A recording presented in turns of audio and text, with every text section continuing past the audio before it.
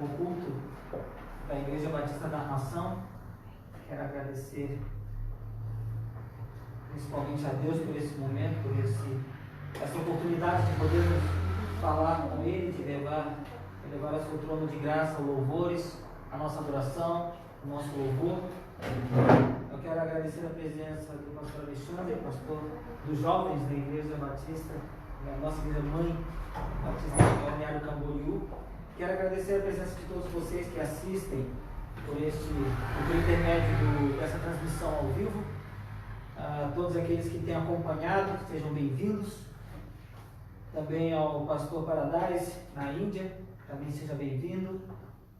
Que juntos agora possamos louvar e bendizer o nome do nosso Deus. Para aqueles que trouxeram as suas Bíblias,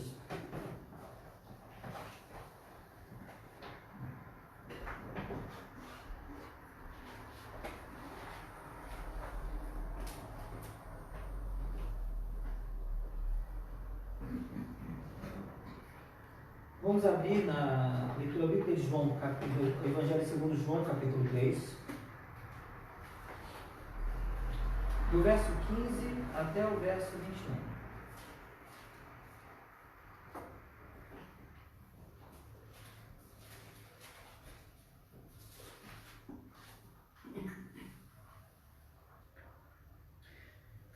Temos falado sobre o plano de salvação aqui neste culto, temos compartilhado com você esse plano de Deus para a sua vida e temos usado esse texto como um dos nossos textos áureos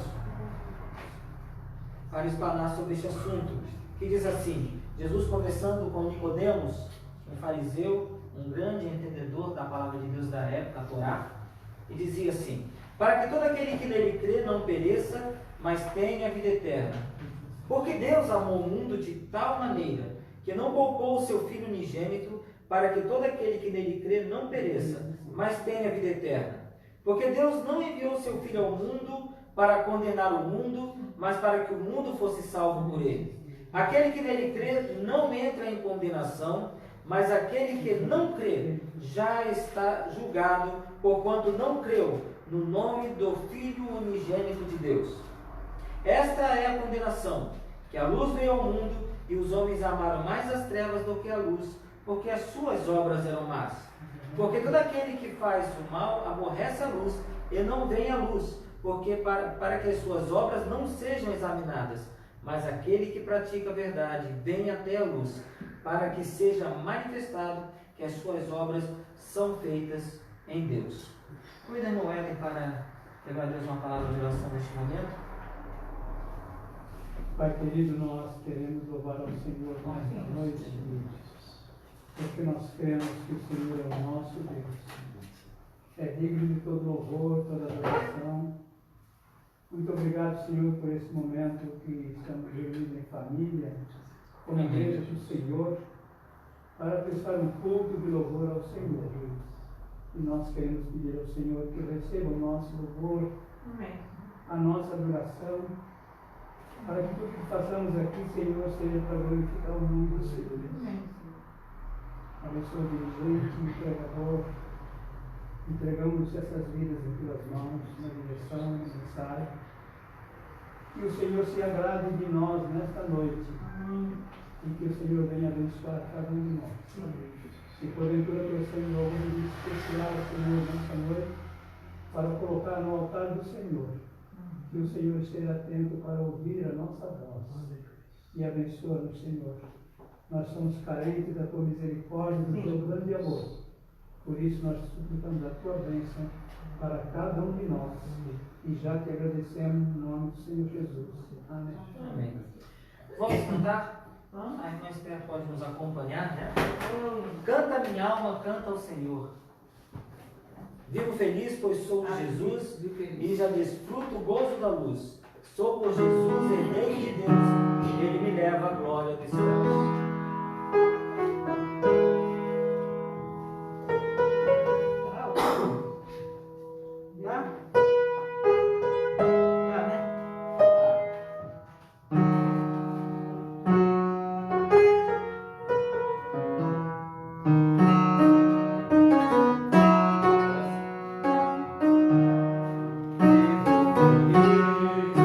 Pois sou de Jesus, eu já desfruto.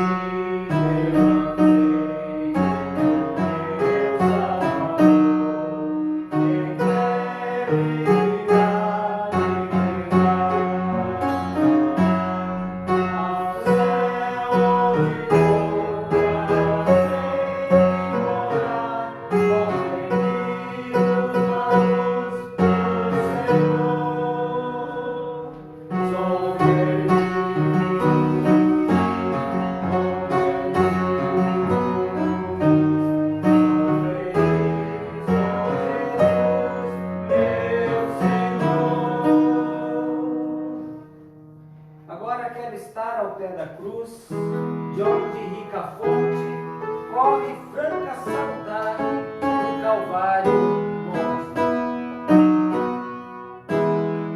Quero estar ao pé da cruz, onde rica fonte corre franca saudade do Calvário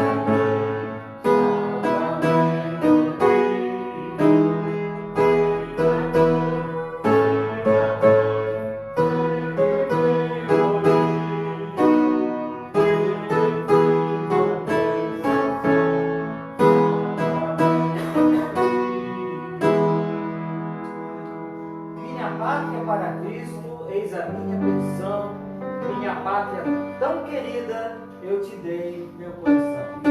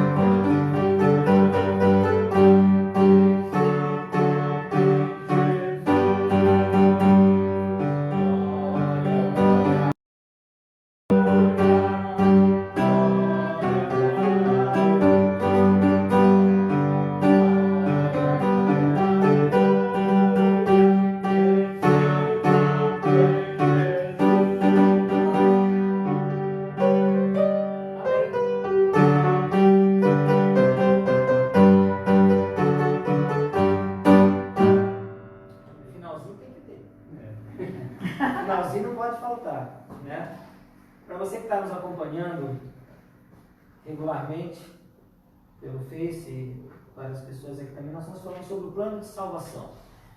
E nós batemos muito na tecla a respeito do pecado original, de quando Adão pecou e por causa disso foi separado da glória de Deus, foi destituído, foi afastado da presença do Senhor por causa de sua escolha errada. E esse Jesus que foi prometido como plano de Deus para a salvação do homem, quando ele veio à Terra, ele ensinava muito sobre esse plano, sobre o que ele veio fazer aqui. Nós vamos falar um pouco sobre essa parte da história de Jesus. Nós já falamos sobre o pecado original, que o homem pecou, foi destituído da glória de Deus, e que Deus prometeu um plano para a salvação do homem. E este plano era a vinda do seu Filho Jesus, como vimos agora no texto anterior de João 3,16, que diz que porque Deus amou o mundo de tal maneira, que deu o seu Filho unigênito para que todo aquele que nele crê não pereça, mas tenha a vida eterna. E nesse trecho que eu quero compartilhar com vocês, aqui é a respeito de um trecho bastante conhecido, que é o Filho Pródigo. Vamos entender um pouco, vamos entender um pouquinho aqui da nossa... da história com que Jesus estava contando, qual é o enredo, por que ele começou a contar essa história. Jesus possivelmente estava na casa de Levi, o publicano. Os publicanos eram pessoas contratadas pelo Império Romano, eram judeus contratados pelo Império Romano para cobrar tributos, impostos ao Império Romano. Eram judeus cobrando de judeus para o Império Romano. E eles eram muito mal vistos pelos judeus por causa disso. Eram considerados pecadores porque eles estavam a serviço de quem estava dominando eles. E Jesus estava com esse pessoal. Jesus vivia em meio a pecadores e publicanos. Quando lemos em Lucas 5:29, ali fala que quando Jesus estava na casa de Levi, vinham muitos publicanos e pecadores para ouvir a palavra de Deus. Aqui nesse momento, quando vemos aqui no capítulo 15, quando Jesus começa a falar sobre os achados e perdidos, sobre a ovelha perdida, sobre a moeda, a dracma perdida, e depois sobre o filho pródigo, diz que todos os publicanos e pecadores se aproximaram dele para ouvir. O interessante é que havia um grupo grande de publicanos naquele momento. E eles queriam ouvir Jesus falar. E havia naquele local fariseus que reclamavam de que Jesus estava se reunindo com essas pessoas. Então Jesus conta uma história.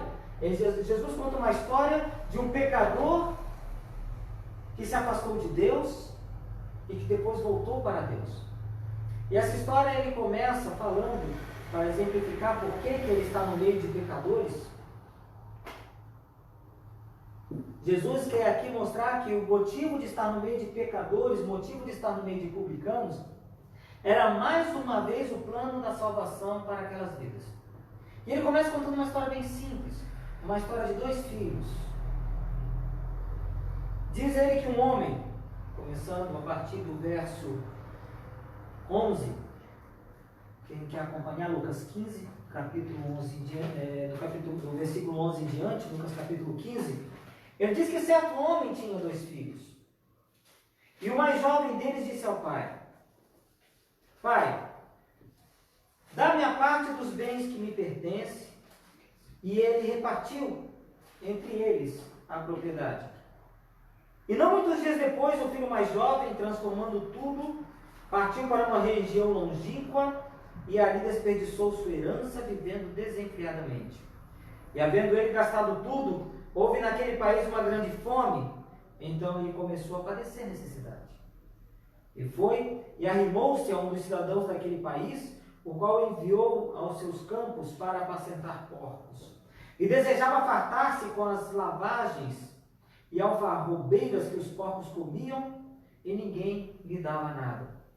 E caindo em si disse: quantos jornaleiros de meu pai têm abundância de pão, e eu aqui pereço de fome? Levantar-me-ei, irei ter com meu pai, e lhe direi: Pai, pequei contra o céu e diante de ti. Já não sou digno de ser chamado seu filho, trata-me como um de seus empregados. E levantando-se foi estar com seu pai.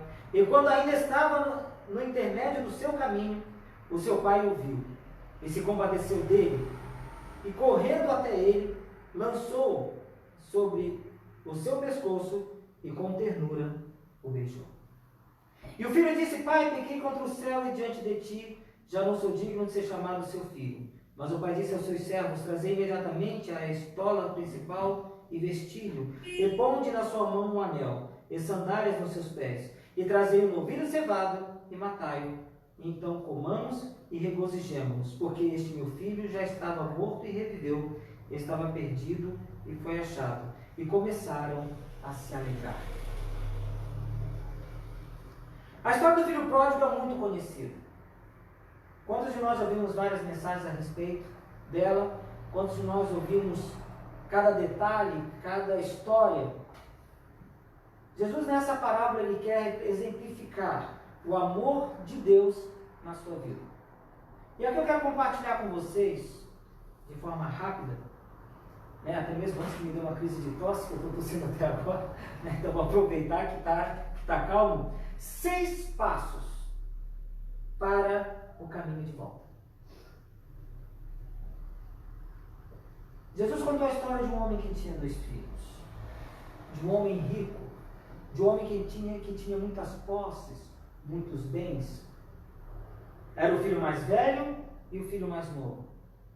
O filho mais novo, então, cansado, querendo ver o mundo lá fora, querendo ter outra novidade, outros prazeres, então ele pede ao pai a herança que lhe pertence. E o pai, de forma sábia, ele divide para os 2. Ele não espera que o filho mais velho peça a sua parte, mas ele já separa. Olha, essa então fica para você e esta fica para você. E diz o texto que o filho mais novo não podia levar as terras, não podia levar os bens, então ele transformou tudo em dinheiro. E com o seu alforje cheio e com a sua bolsa cheia, ele viajou. E foi para um país muito longe. E ali ele gastou tudo que tinha. Com amigos, festas, prostitutas, com tudo que ele sonhava em conhecer lá fora, este filho gastou. Por isso que chamamos ele de filho pródigo, um filho esbanjador, um filho gastador. Gastou de forma exagerada, gastou de forma a não se preocupar com o dia de amanhã. E desenfreadamente acabou o dinheiro. E quando acabou o dinheiro, acabou os amigos, e veio uma grande fome naquela terra. Então ele começou a padecer necessidade. Aqui Jesus começa a colocar que nós estamos tendo aqui ele faz um paralelo ao Jardim do Éden. Quando um homem estava vivendo numa boa com Deus. Quando o homem estava vivendo a plenitude com Deus. Quando o homem tinha tudo e não precisava de mais nada, porque ele estava com Deus. Então o homem preferiu se distanciar de Deus. Preferiu gastar tudo o que tinha recebido de Deus. E para isso ele foi longe. Ele se distanciou, ele se afastou a ponto de perder de vista aos olhos de seu pai. E aí ele viveu do jeito que queria. Então Jesus é enviado. Naquele texto não mostra a evidência de Jesus, fala somente do pai e dos filhos, mas diz que o filho pegou o caminho de volta para casa. Este caminho que o filho pega de volta para casa é o caminho que é Jesus, que leva direto ao Pai. Mas vamos reparar aqui como ele pegou esse caminho, de que forma ele transitou nesse caminho, como ele chegou a essa conclusão. Enquanto este menino passava necessidades, ele se ajustou com alguém daquele país, e a única coisa que ele conseguiu foi alimentar os porcos. Cuidar de porcos. E a fome era tão grande, porque ele não ganhava nada por isso, que ele sentia vontade de comer o que os porcos comiam. E é assim que o homem vive sem Deus. Ele não tem nada. Ele acaba se alimentando, ele acaba querendo usufruir de uma coisa que não tem mais e acaba lidando com situações precárias, difíceis. Ele começa a comer daquilo que tem à frente sem opção de algo melhor. Cada vez pior o homem de Deus, o homem sem Deus fica. Desses 6 passos eu quero chamar a sua atenção para que você perceba o que o filho pródigo fez para achar o caminho de volta. Diz o texto que enquanto ele desejava se fartar, a hora que ele não conseguia mais, a hora que ele não podia mais, a hora que ele chegou ao fundo do poço, quando ele não conseguia mais ter a paz que ele tinha um dia, quando ele percebeu que não tinha mais esperança de nada, diz o verso 17, a primeira coisa que você tem que entender quando você tem o primeiro passo para o caminho de volta a Deus.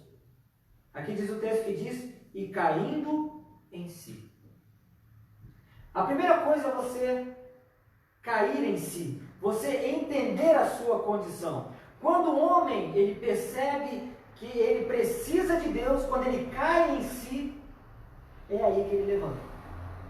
É aí que ele sobe.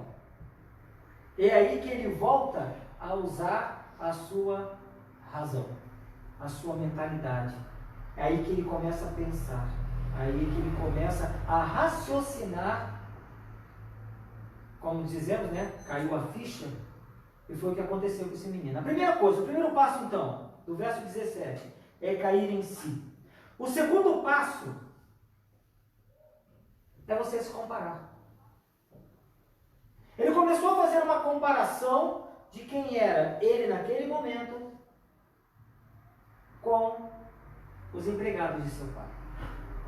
Ele, quando via porcos comendo a lavagem, ele ficava pensando, os mais simples, as pessoas que servem ao meu pai, as pessoas assim que são que estão de um nível em relação ao meu pai mais simples, tem muito mais comida do que isso.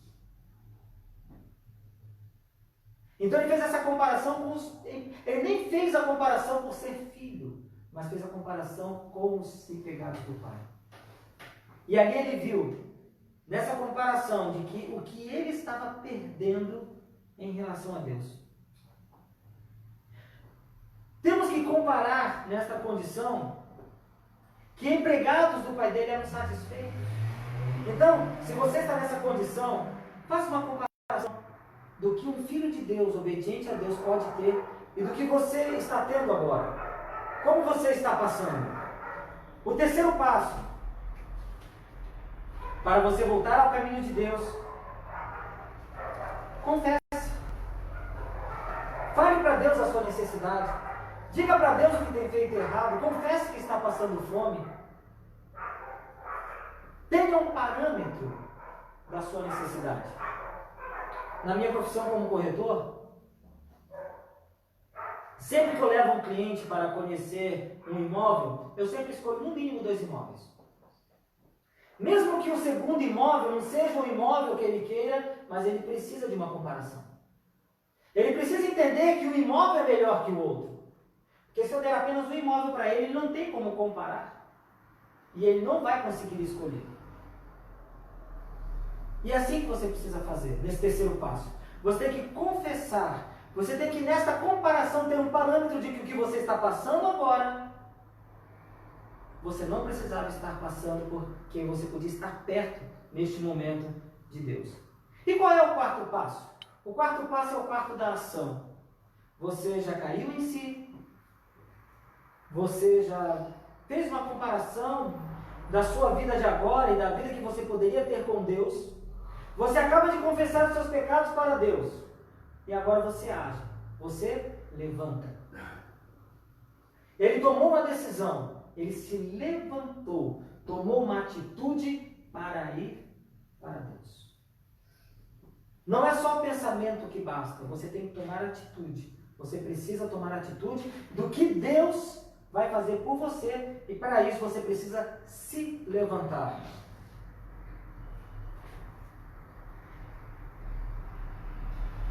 É bem interessante que quando ele fez isso, ele levantou-se e começou o seu caminho. E enquanto ele fazia o seu caminho, ele fez o quinto passo. Ele ensaiou uma oração. Depois que você levanta, depois que você se ergue para voltar para Deus, imagine o que você vai falar para Ele.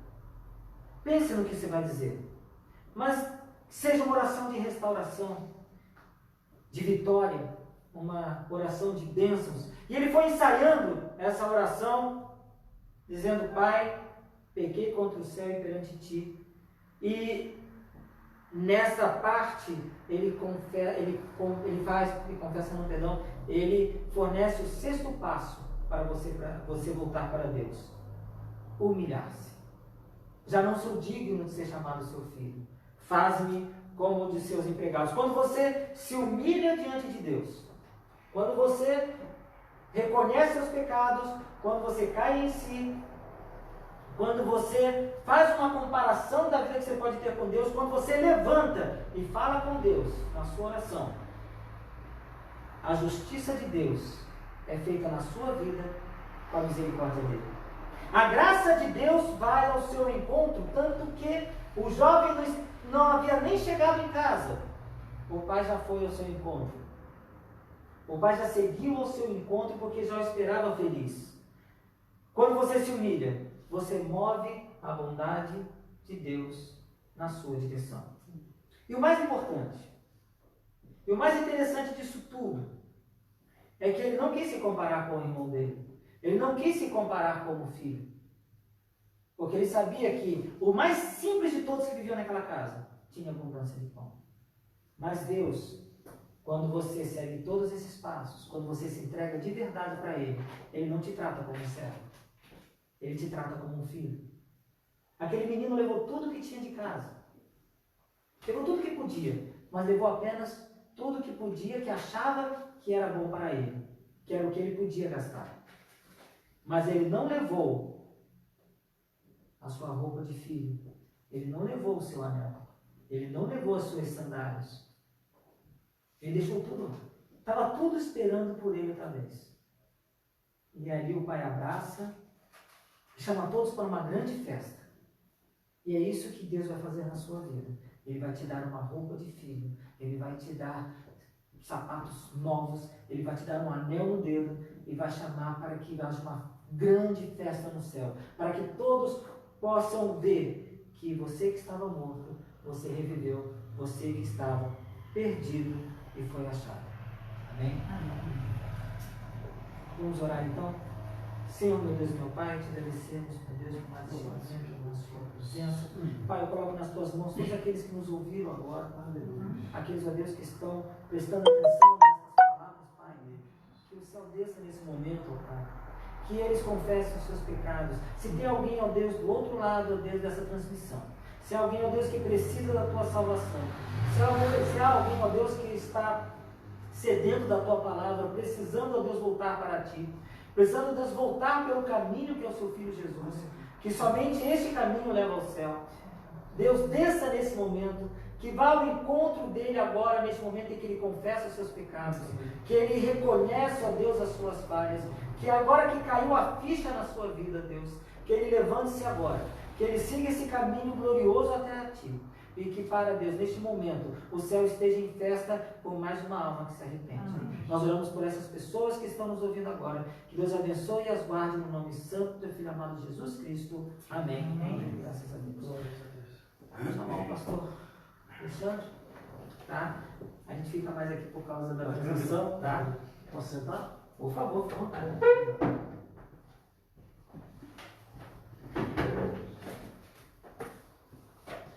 Bem, pessoal, quando fui convidado para vir até aqui, me deram a opção de 2 trajetos. E eu perguntei, como bom catarina que sou, qual era o mais curto. Eu gosto de vir geralmente pelo caminho mais curto. Na minha vida secular, na minha vida profissional, no dia a dia, o ser humano, não sou eu como ser humano, gosta de tomar atalho. Gosta de tomar atalho, mano? Ou pelo caminho mais curto ou caminho mais longo? Se você bota no GPS um trajeto que você precisa chegar a algum lugar, qual que você prefere? Gasta menos gasolina. Menos gasolina. Nós temos por natureza sempre optar pelo atalho, certo? E é assim também no dia a dia. Tem pessoas que, se tem um problema na prefeitura, se tem um problema em algum órgão, sempre gostam de tomar um atalho, né? Se tem alguém conhecido lá dentro que pode acelerar um processo, é tomar um atalho. O ser humano, por natureza, tem isso. Minha esposa, quando dirijo, vive reclamando de mim porque eu gosto de tomar atalho. Mas o trajeto é mais difícil, mas é mais curto. Eu vou chegar até lá em menos tempo, vou economizar gasolina, vou economizar tempo. E nós, como seres humanos, a gente tem essa tendência. Tem criança que nasce e nem gatinha, já aprende a caminhar. Nós, para pular o processo, muitas vezes, desse negócio de criança engatinhar e ficar puxando muitas coisas, bota ele num curralzinho, ou bota ele no andador, certo? Para acelerar o processo, é tomar um atalho em relação a essa ação de crescimento. Mas uma pergunta que fica para nós, e isso é bem na nossa vida prática, então para mim, que no reino de Deus não se toma atalho. No reino de Deus não há atalho.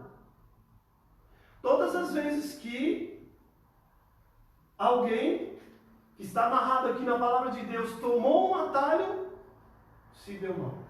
E para que a gente entenda qual é esse projeto de Deus, porque nós nunca passe pela nossa mente, nas coisas de Deus tomarmos um atalho, Ele deixou a sua escritura para a gente aprender. No livro de Gênesis a gente tem um bom exemplo disso. Gênesis 3:22. Quem quiser abrir, pode abrir.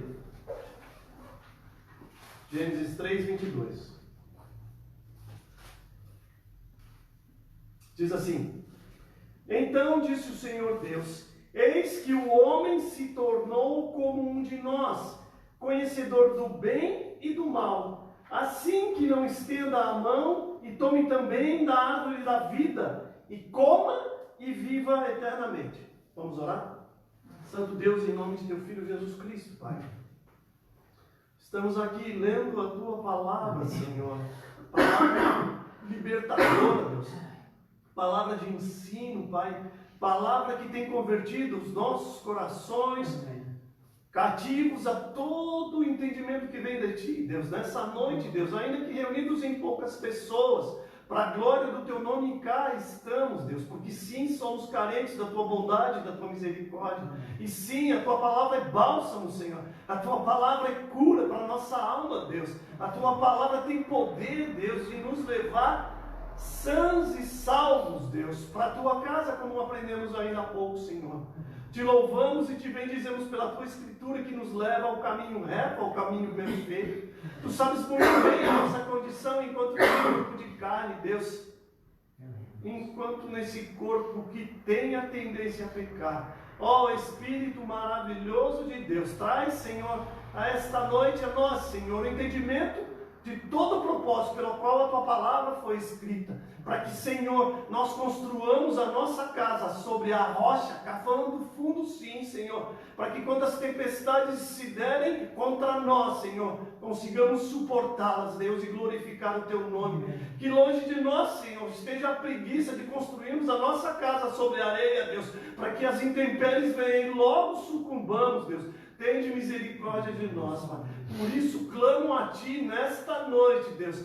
Ensina-nos, Deus, para que todo aquele, Senhor, que no nosso dia a dia pedir a prova da nossa fé, baseado na autoridade do Teu Espírito Santo, possamos, Deus, anunciar o Teu Evangelho com altivez, com esperança, para a glória de Teu Filho Jesus Cristo, Senhor. Obrigado por Tua misericórdia, Deus. Obrigado por Tua bondade, Deus, que nos alcançou. Por isso nos enche de alegria, Senhor, quando lemos a Tua palavra, Deus. Ó Santo Espírito, obrigado, Deus, porque sempre a Tua mão esteve e está sobre nós. Para a glória de Teu Filho Jesus Cristo nós oramos. Aleluias, glórias a Deus. A comunhão de Adão e Eva no Éden devia de ser algo maravilhoso, né?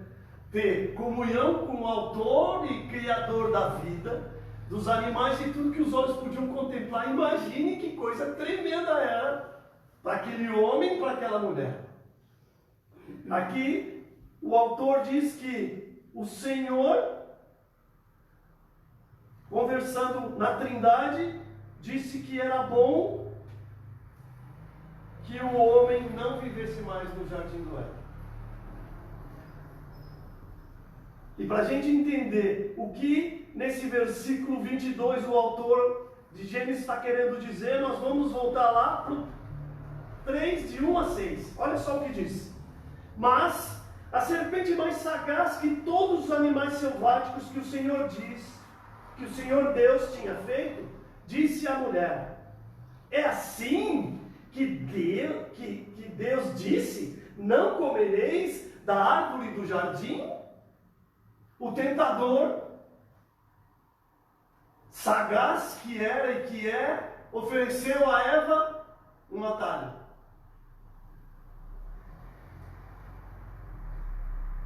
Respondeu-lhe a mulher: do fruto das árvores do jardim podemos comer, é certo, mas do fruto da árvore que está no meio do jardim, disse Deus, dela não comereis, nem tocareis nele, para que não morrais. Então a serpente disse à mulher: é certo que não morrereis, porque Deus sabe que no dia em que dele comerdes, se vos abrirão os olhos, e como Deus, sereis conhecedores do bem e do mal. As Escrituras nos ensinam que o homem foi criado do pó, foi feito do pó da terra e soprado sobre nele, o Espírito de Deus, e a mulher da carne e dos ossos do homem foi feita. Foi-lhe dado o direito de administrar o jardim, foi-lhe dado o direito de comer todas as árvores, de todo o fruto de todas as árvores, mas foi impedido que comesse de um. Interessante que ao lado, ou próximo à árvore do conhecimento do bem e do mal, havia a árvore do fruto da vida, né? E esse eles não comeram. E o diabo tenazmente trouxe a proposta a eles que se eles comessem, eles se tornariam como Deus. Mas na verdade nós já sabemos que, guardadas as proporções, o homem já recebeu de Deus a vida, recebeu o Espírito de Deus. O homem, com a comunhão de Deus e no alimentar-se do fruto da vida, seria e é igual a Deus. Mas não naquele tempo, o homem ainda não estava preparado para comer. E o diabo, trazendo no coração de Eva e posteriormente no coração de Adão, disse ao homem e à mulher: olha, vocês vão acelerar o passo. Se vocês comerem daquela fruta ali, vocês vão ser igual a Deus, com os mesmos princípios que Deus tem. O homem foi induzido a tomar um atalho. O homem foi induzido a tomar um atalho. Mas não é assim no reino de Deus. Não é assim. Porque qual foi o resultado do atalho que Adão e Eva tomaram? A expulsão do jardim do Éden, que é aquilo que a gente leu no 3:22.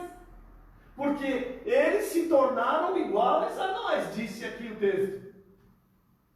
Eles se tornaram conhecedores do bem e do mal. O homem se tornou conhecedor do bem e do mal, igual a Deus, igual à Trindade, só que diferentemente com o pecado. E o resultado do tomar esse atalho foi a extinção da comunhão pessoal entre o homem e Deus. E o Senhor Jesus Cristo, como grande mestre que foi, continua sendo, nos dias de hoje, ele ensina que no reino de Deus não se toma atalho. No reino de Deus todas as coisas são feitas de formas paulatinas, ordeiramente, para que elas sejam fundamentadas. Ninguém nasce com 30 anos de idade.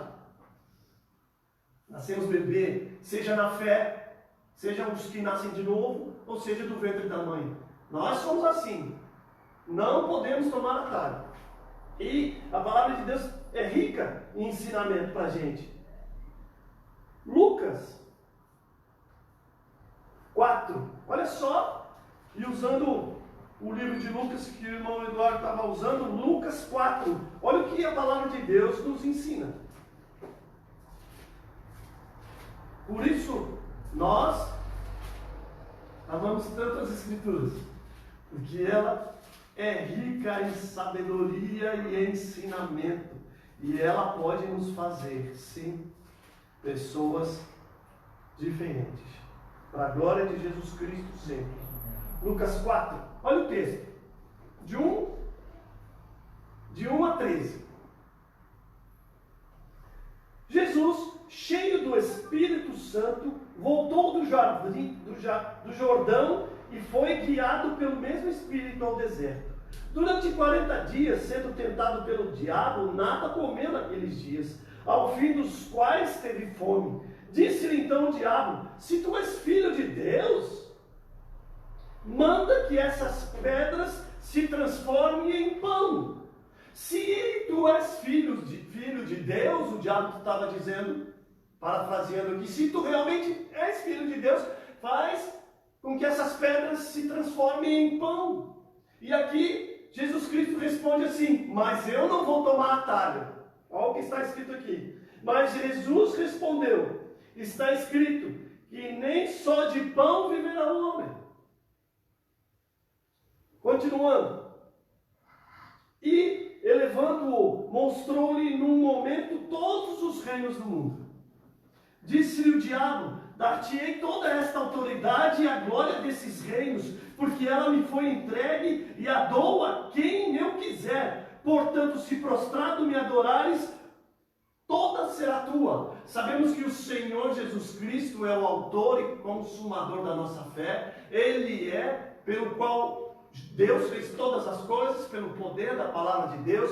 Por aquilo que nada havia, veio a existir as coisas que os nossos olhos contemplam. O Senhor sempre foi Senhor de todas as coisas. O Senhor sempre foi Rei de toda a terra, de todo o mundo. E aqui o diabo tenazmente, bem sabiamente, para tentar impedir que Jesus levasse a cabo a sua obra, tentou iludir a Jesus, trazendo ao coração dele um atalho. Porque se Jesus adorasse ao diabo, tomaria um atalho. E o diabo ofereceu a ele todos os reinos do mundo. E nós sabemos que os reinos do mundo são de Deus. Continuando. Jesus respondeu: está escrito, ao Senhor teu Deus adorarás, e é só a Ele darás culto. Não tem atalho. Não tem atalho. Então, levou a Jerusalém, o colocou sobre o pináculo do templo e disse: se és filho de Deus, atira daqui para baixo, porque está escrito: aos seus anjos ordenará a teu respeito que te guardem, e eles te susterão nas suas mãos, para não tropeçar em alguma pedra. O Senhor jamais quis ser glorificado pelos homens, porque quando pegaram pela mão e quiseram fazer o rei, ele fugiu. Uma única vez, quando havia de se cumprir aquilo que estava escrito, ele entrou em Jerusalém montado no burrinho, e a palavra diz que toda a multidão dizia: Hosana, Hosana, Hosana, bendito é aquele que veio em nome de Jesus. Mas Jesus, tudo ao seu tempo, cumpriu cabalmente o que estava escrito sobre ele, sem sequer pular uma linha, sem sequer tomar um atalho. E todo o tempo Satanás, no ministério de Jesus, tentou-lhe, induzi-lo a ter a mesma ação que não era. Pois quando os irmãos de Jesus chegaram a Jesus, disse: por que tu não vai para a festa? Alguém que quer manifestar o seu ministério tem que ir para a festa. E Jesus disse: não é o meu tempo, mas no meu tempo eu vou, porque para vocês todo o tempo é tempo. Para vocês podem tomar os atalhos, mas eu não. Estava Jesus indo em direção a João, no Jordão, João batizando, Jesus vem, me batiza. Não, eu não sou digno de desatar as sandálias dos teus pés, e tu vem para cá pedir que eu te batize. Jesus disse assim: para que se cumpra toda a justiça, para que eu não tome atalho, para que se cumpra toda a justiça. Assim deve ser feito.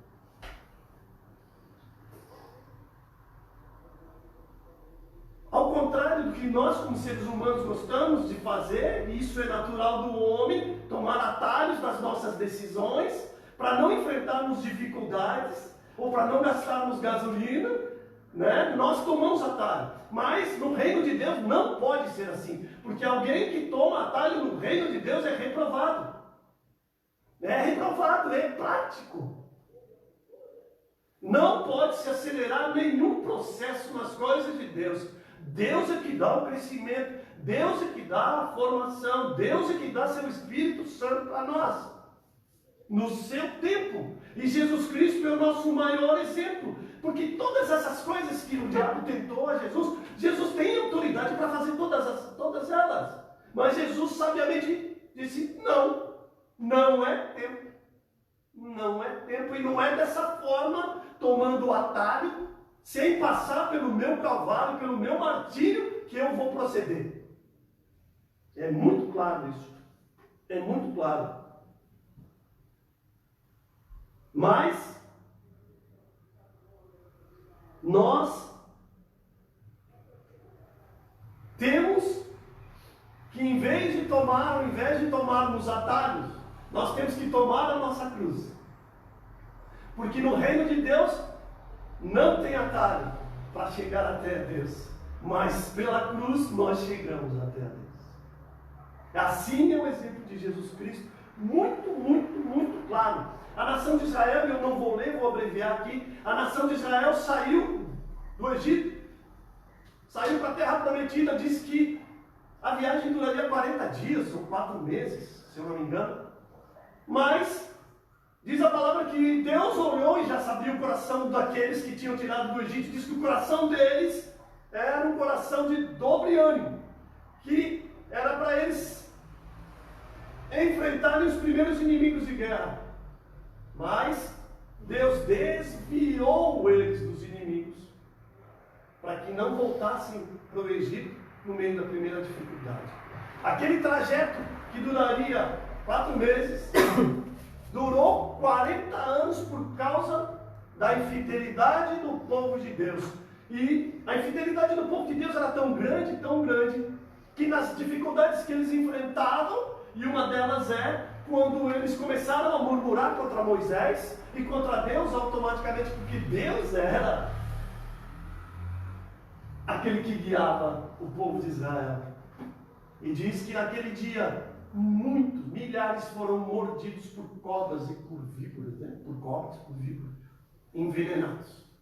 E o povo rebelado, que vivia reclamando que para chegar até a terra prometida podia se chegar por um caminho menor, por que eles estavam indo por aquele caminho maior?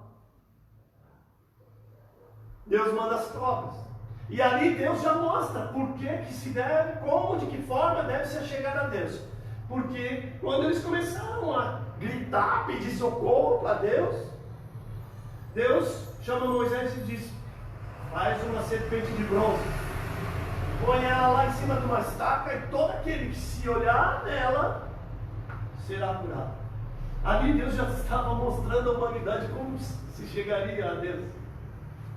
Que nós nos identificando com aquela cobra, com aquele pecado, com aquela morte que trazia sobre a sociedade religiosa daquela época, nós, como seres humanos falhos que somos, por uma cruz seríamos atraídos. E Jesus bem claro diz que naquele dia o Filho do Homem será levantado numa cruz e atrairá todos para si. Então aqui já de antemão Deus já propunha ao homem um plano de salvação que vem anunciando ao longo de toda a história do povo de Israel. E o povo de Israel é cabeça tão dura, e o povo de Deus é cabeça tão dura, e ainda fica com seus ranços, seus maus costumes, tanto que depois que passaram todas essas ações, lá, quando o povo estava saindo do deserto, eles pegaram aquela serpente de metal e fizeram um Deus. Renfã, não entendendo o que era o propósito de Deus para aquela peça de metal, para que todo aquele que olhasse para aquela peça reluzente, e que não é como um espelho, mas que mostra mais ou menos a nossa afeição, se identificasse com um pecador que é. Então, nas coisas de Deus é a cruz do irmão. Nas coisas de Deus é pegar a nossa cruz. Não tem atalho. Aí vocês vão dizer, mas é um pedaço de madeira? Não é um pedaço de madeira. E o Senhor e a palavra de Deus, ela, ao longo de toda a palavra, toda a Bíblia, ela nos mostra que nós devemos chegar até Deus, na pessoa de Jesus Cristo, o sacrifício feito na cruz. Por que nós devemos chegar a Deus através da cruz e não por atalhos? Ainda que para muitos a cruz ainda seja maldição, e a palavra de Deus diz sim que maldito todo aquele que for pendurado no madeiro. Mas a cruz agora está vazia. Glórias a Deus por isso. A cruz está vazia. Não tem mais o maldito. Nessa hora não é isso não. A cruz que a gente tem que carregar não é isso não. É outras coisas. É outra coisa. Porque para muitos, a cruz é carregar a mulher, carregar o marido. Não tem nada a ver isso. Muito pelo contrário. A palavra de Deus nos ensina. Olha só. O que a cruz tem de tão importante como papel salvífico na história do povo de Deus? Apocalipse 5 e 8. 5, de 8 a 9, olha só. Vamos ler a palavra de Deus que eu posso falar bobagem, mas ela não fala. Ela não fala não. Apocalipse 5. 5, 8. Diz assim. 5, 8 e 9. E quando tomou o livro, os 4 seres viventes e os 24 anciãos prostraram-se diante do Cordeiro, tendo cada um deles uma harpa e taças de ouro cheias de incenso, que são as orações dos santos. E entoaram um novo cântico, dizendo: digno é o Cordeiro de tomar o livro e abrir-lhe os selos, porque foste morto e com teu sangue compraste para Deus os que procedem de toda tribo, língua e nação. Lá na cruz nós fomos comprados. Lá na cruz se pagou um alto preço. Escorreu um sangue, uma cédula preciosa. Na cruz fomos comprados. Na cruz, João 3. João 3, Evangelho de João 3. Diz assim: a isso respondeu Jesus: em verdade te digo, que se alguém não nascer de novo, não pode ver o reino de Deus. Na cruz, figuradamente, nascemos de novo também, na obra redentora realizada na cruz. Na cruz fomos gerados, na cruz fomos comprados, na cruz fomos remidos. Colossenses 1. Colossenses 1, 13 e 14. Olha o que diz o texto: Ele nos libertou do império das trevas, aleluias, glórias a Deus, e nos transportou para o reino do Filho do seu amor, no qual temos a redenção, a remissão dos pecados, aleluias, glórias a Deus. Amém. Essa é uma verdade. Na cruz o Senhor remiu nossos pecados. Na cruz fomos gerados. Na cruz nós fomos comprados. Mas Efésios 2 também nos traz ensinamento sobre o que ocorreu na cruz. Efésios 2, 14 a 16, diz assim: porque Ele, Jesus Cristo, é a nossa paz, o qual de ambos fez um, e tendo derrubado a parede da separação que estava no meio, a inimizade, aboliu na sua carne a lei dos mandamentos, na forma de ordenanças, para que dos dois criasse em si mesmo um novo homem, fazendo a paz com Deus e reconciliar-se ambos o seu corpo, a igreja, com Deus por intermédio da cruz, destruindo por ela a inimizade do Éden. Quando Adão e Eva tomaram um atalho, criou-se uma inimizade, mas o Senhor Jesus Cristo, subindo a cruz, nos trouxe reconciliação. Que coisa linda, maravilhosa. Essa história sobre Jesus Cristo, sobre a obra dele, não é palavra furada, não é uma balela, não é uma história da carochinha. Ela tem princípios e ela tem início, meio e fim. E é baseada nesses princípios que nós nos pautamos. Muitas vezes nos traz dificuldades, sim. Nos traz instrução para que no reino de Deus, eu repito, nós não tomemos atalho. Sem atalho. Sem atalho. Nas coisas de Deus, quando o diabo lança algum atalho, cai fora. Cai fora porque ele quer tirar teu foco no crescimento espiritual.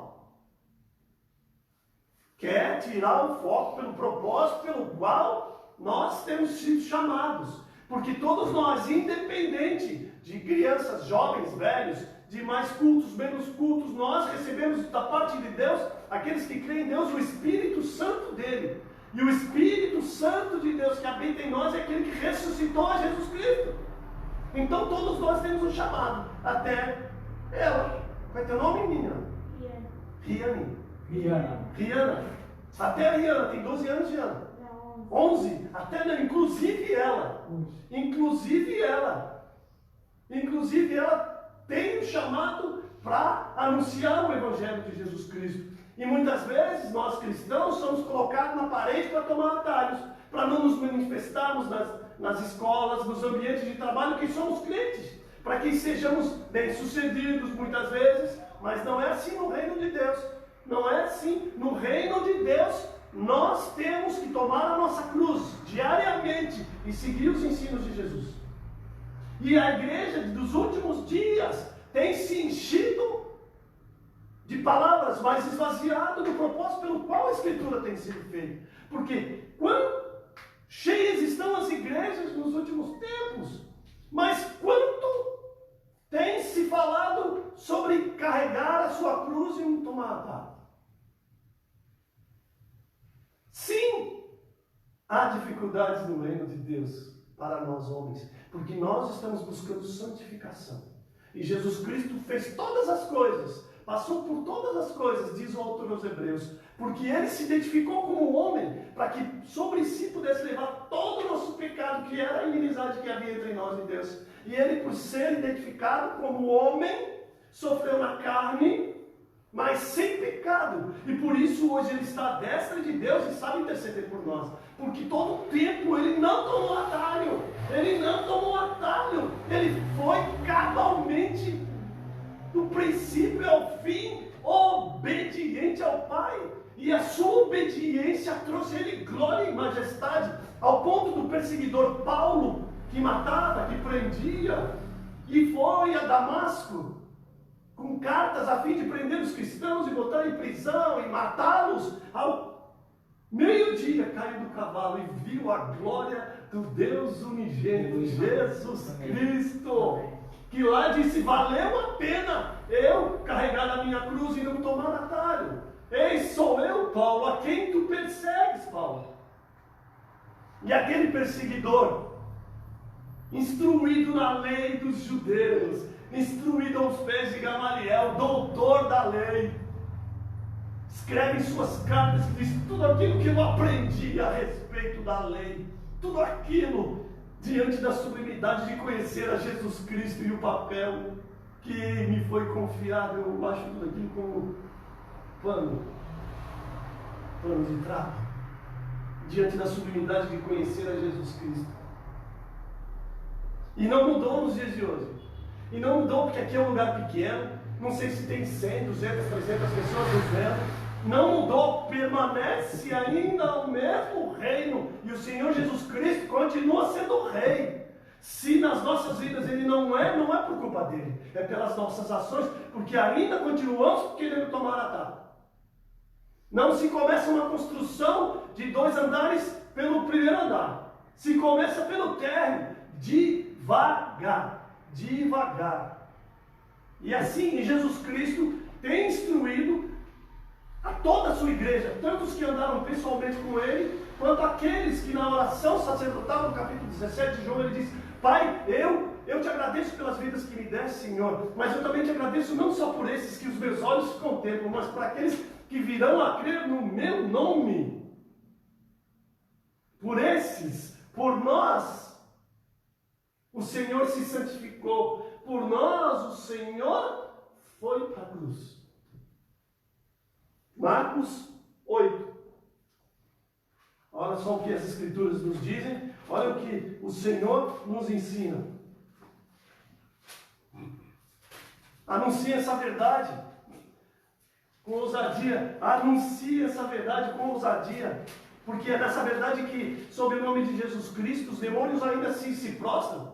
É baseado nessa verdade que os reinos da terra, que os governadores da terra, naquele dia que o Senhor voltar, vão se prostrar, como aqueles demônios que estavam no Gadareno, se prostraram diante de Jesus Cristo.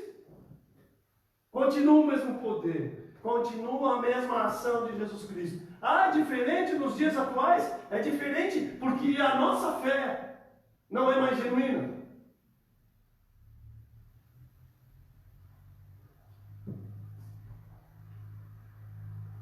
Marcos 8:31.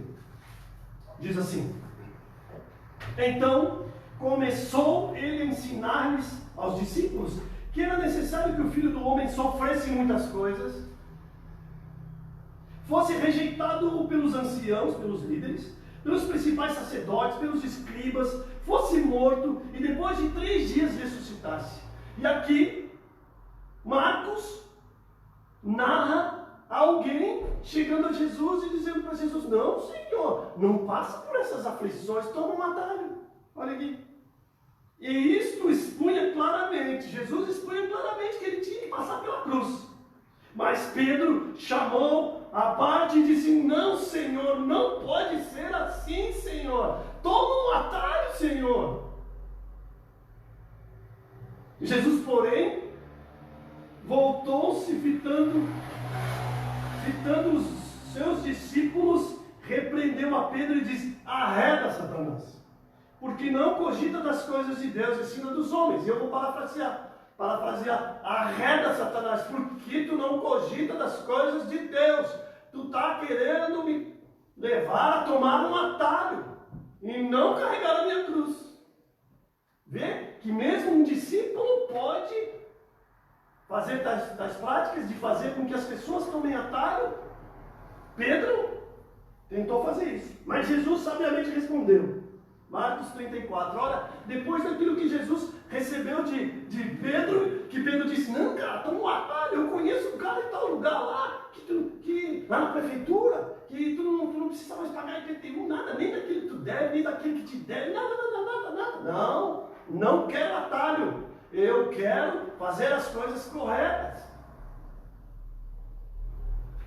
E Jesus então traz um ensino, e Marcos pegou esse ensino, porque Jesus agora está trazendo o ensino referente ao erro que Pedro tentou fazê-lo, induzi-lo. E, mais uma vez, nós vemos aqui a mesma situação do Éden. Porque Jesus disse: Ô diabo, para Pedro. Jesus chamou Pedro de diabo, porque estava tentando fazer a mesma ação do diabo no Éden. A mesma ação. Então, 34.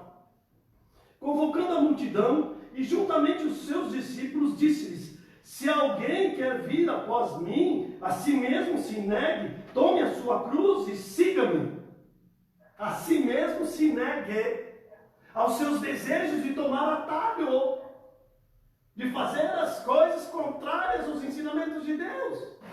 Aqueles que querem colar na escola, seja jovem, seja adulto, os que querem enganar os pais, que hoje é uma coisa tão normal em internet, os que querem tomar atalhos para receberem de Deus a bênção, porque o filho pródigo, o filho gastador, queria a bênção, e foi lá e torrou tudo.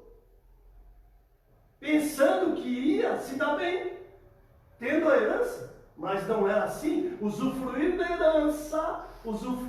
herança é estar debaixo do conceito do Pai. Não é longe dele. Não há atalhos para alcançar a paz, o entendimento, a glória. Não há atalhos. No mundo há, mas no reino de Deus não há. Então, Jesus fala: se alguém quer vir após mim, a si mesmo se negue, tome a sua cruz e siga-me. Quem quiser, pois, tomar um atalho... Não. Quem quiser, pois, salvar a sua vida, perdê-la. Quem perder a vida por causa de mim e do Evangelho, salvá-la. Que aproveita o homem ganhar o mundo inteiro e perder a sua alma. Porque qualquer que desta geração adulta e pecadora se envergonhar de mim e das minhas palavras, tomando atalhos, também o Filho do Homem se envergonhará dele, quando vier na glória do seu Pai com os santos anjos. O diabo, qual é teu nome? Pecado. O diabo, lá na tentação, tinha oferecido o reino, todos os reinos, para Jesus Cristo.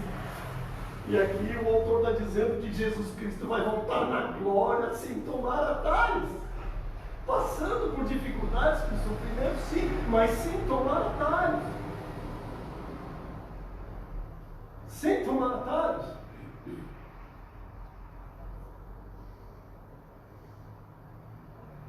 E aí a gente pode perguntar, aqui está dizendo que Jesus Cristo vai voltar na sua glória, então você me garante que todo o sacrifício de Jesus Cristo se anular. O próprio autor diz, Filipenses, que ele mesmo sendo Deus, não usurpou ser igual a Deus, antes humilhou-se, tomou a forma de servo.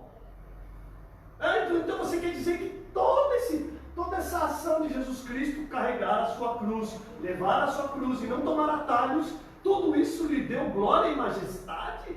Sim. Apocalipse 5, vamos voltar lá, para a gente encerrar.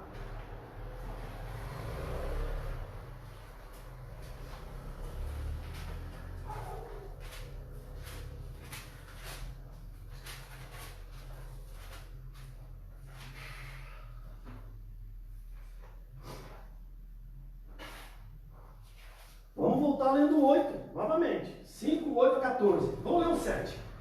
Veio, pois, e tomou o livro da mão direita daquele que estava sentado no trono, e quando tomou o livro, os 4 seres viventes e os 24 anciãos prostraram-se diante do Cordeiro, tendo cada um deles uma harpa e taças de ouro cheias de incenso, que são as orações dos santos, e entoavam um novo cântico dizendo, digno és, Jesus Cristo, de tomar o livro e abrir-lhes os selos, porque foste morto, e com teu sangue compraste para Deus os que procedem de toda a tribo, língua, povo e nação, e para o nosso Deus os constituísse nós, reino e sacerdotes, e reinarão sobre a terra. Vi e ouvi uma voz de muitos anjos ao redor do trono, dos seres viventes e dos anciãos, cujo número era de milhões e milhares de milhares,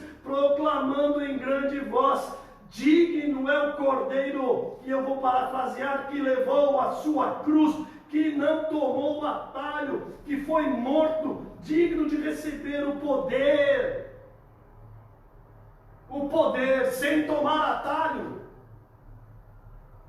a riqueza sem tomar atalho, a sabedoria sem tomar atalho, a força sem tomar atalho, e honra, e glória, e louvor. Então ouvi que toda criatura que é no céu e sobre a terra, debaixo da terra e sobre o mar, e tudo que neles há, estava dizendo: glórias aquele que está sentado no trono e o Cordeiro, seja o louvor e a honra e a glória e o domínio pelos séculos dos séculos. E os 4 seres viventes respondiam: amém. Também os anciãos prostraram-se e adoraram. Amém. Aleluia. Amém. Esta é a palavra de Deus que nos traz instrução. Uma coisa é certa, se não fugirmos dela, poderemos ter aflição, mas um dia é certo que nos encontraremos com Deus e naquele dia saberemos que valeu a pena carregar a nossa cruz. Amém. A vontade daquele dia de não vir à reunião, a vontade no meio de uma discussão entre marido e mulher e tomar um atalho para trazer uma palavra mais violenta e sair por cima de uma discussão. Mas no caminho de Deus não se toma atalho. Jesus Cristo já disse: eu sou o caminho, eu sou a verdade, eu sou a vida. Aquele que não tomar atalhos e vira por mim, esse será salvo. Deixo essa palavra com vocês, meus irmãos. Pedir a Deus que trouxesse ao meu coração o que trazer para vocês. E se aplica muito bem aos tempos que vocês têm vivido nessa casa. Aos tempos que vocês têm vivido. Tempos de dificuldade, sim. Tempos de tristeza, sim. Tempos de alegria, sim. Mas, mais uma vez, como profeta de Deus sobre a terra, e tem o Espírito Santo dele, porque ele assim me outorgou essa autoridade, porque é dele a autoridade, ele sabe, me outorgou. Não tomem atalhos. Não tomem atalhos. Continue. Que no final da vida de vocês, quando vocês se encontrarem com o nosso Senhor, vocês verão que valeu a pena. Amém. Não tomem atalhos. Nesse projeto que há aqui nesta casa, não tomem atalhos. Não tomem atalhos.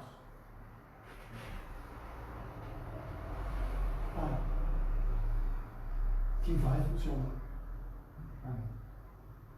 Na vida pessoal de vocês também, não tomem atalhos. Vocês dois, o casal, ensinem a sua filha no caminho de Deus. Ensine ela a amar a Deus. Eu tenho plena convicção que ela vai honrar vocês o dia que ela tiver um esposo, o dia que ela tiver filhos. Vocês serão honrados como esse casal é honrado pela tua vida, pela vida da tua esposa. Não tome atalhos. Ainda que seja difícil, não tome atalhos. Porque no final da tua vida, quando você chegar com 80 anos de idade, você vai olhar para trás e vai dizer: valeu a pena seguir os projetos de Deus. Amém. Siga isso. Porque eu estou falando para você, mas não muito tempo atrás eu também não conhecia nada de Deus. Não conhecia nada de Deus. Mas o Senhor me salvou. O Senhor me salvou. Por isso, nos dias da angústia, nos dias da dificuldade, clame a Deus. Busque um irmão mais experiente, um irmão mais experiente que possa lhe ajudar. Mas clame a Deus. Porque Ele está vivo. Amém? Amém. Glórias a Deus. Amém. Obrigado, pastor Alexandre, pela palavra.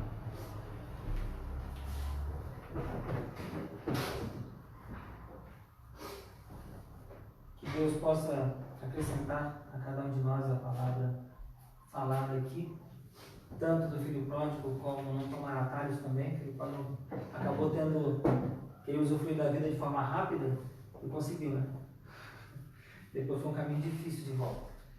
E Deus tem muito para nos dar.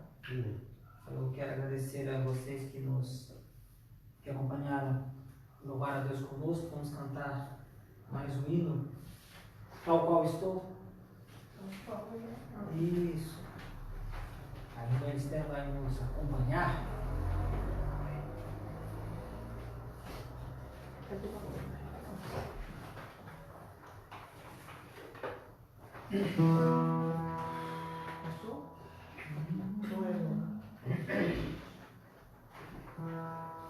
Qual é o hino, gente? Tal qual estou. Tal qual.